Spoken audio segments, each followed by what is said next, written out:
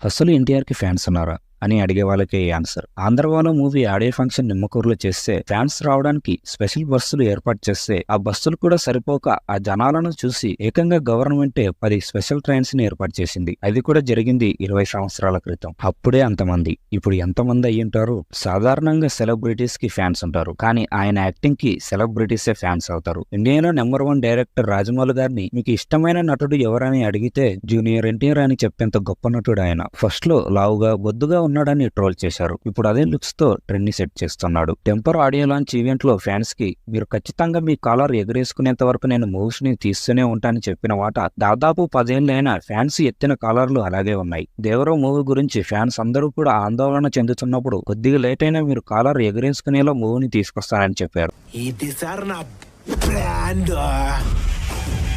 ఎన్టీఆర్ గారి మూవీస్ లో మీకు ఫేవరెట్ మూవీ ఏదో ఖచ్చితంగా కామెంట్ చేయండి.